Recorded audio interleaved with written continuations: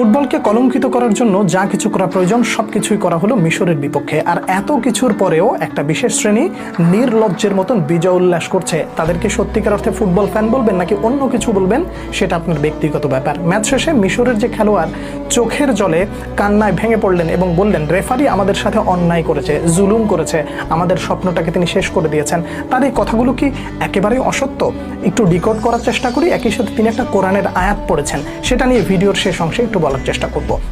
প্রথমত, রেফারির যে সিদ্ধান্তটাকে বাংলাদেশের এক শ্রেণীর মানুষ ডিফেন্ড করছেন যে মোহাম্মদ সালাহর এই সিদ্ধান্তটা, অর্থাৎ সালাহকে যেভাবে ট্যাকেল করা হয়েছে ওটা পেনাল্টি ছিল না।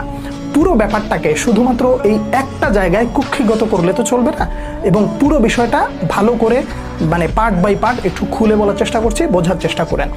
একেবারে সর্বপ্রথম যখন মিশরের একটা গোল বাতিল করা হলো, গোল হয়ে যাওয়ার পরে ভার চেক করে জানালো এটা ফাউল ছিল, তাই তো? এই যে চিত্রটা আপনারা দেখছেন, এই চিত্রে আপনার কাছে এটা দেখলে ফাউল মনে হবে, এবং এই যে সিদ্ধান্তটা আসছে, এই সিদ্ধান্তটা কে দিয়েছে? ভার দিয়েছে।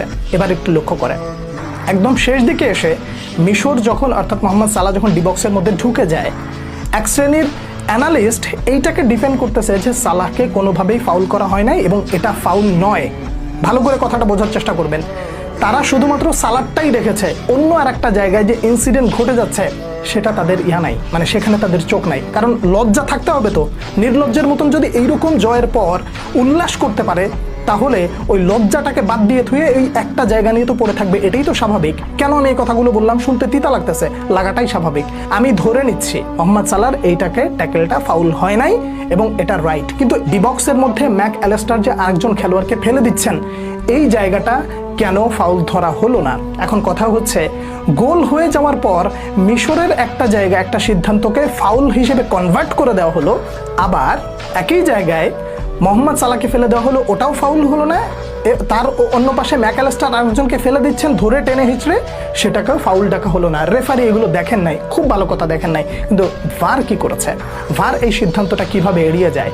এদিকে গোল হলে গোলের পরে আর ভার চেকিং করার প্রয়োজন হয় না, আবার অন্যদিকে যদি গোল হয় তাহলে ভার চেক করার খুব প্রয়োজন হয়। এইটাকে আপনি কি বলবেন? চুরি বলবেন? এই নোংরামিটা আসলে কোন পর্যায়ের নোংরামি বলবেন? এবং এইটাকে আবার ডিফেন্ডও করছেন এক শ্রেণীর টপ ক্লাস লোক। বাংলাদেশের কিছু অ্যানালিস্ট আছে, এটাকে আবার ডিফেন্ড করে যাচ্ছেন। এখন বলবেন, ভাই আপনি বুঝেন না, আপনি বাংলাদেশের একজন ক্রিয়েটর, আপনি কি বুঝেন? আমি তো আসলে বুঝি না। তো আমার যদি কথাটা আপনার ভালো না লাগে, তাহলে যারা খেলেছে তাদের কথাটা মানেন। মিশরের কোচ তিনি সরাসরি বলেছেন আর্জেন্টিনাকে টুর্নামেন্টে টিকিয়ে রাখার জন্য শুধুমাত্র খেলাটা আয়োজন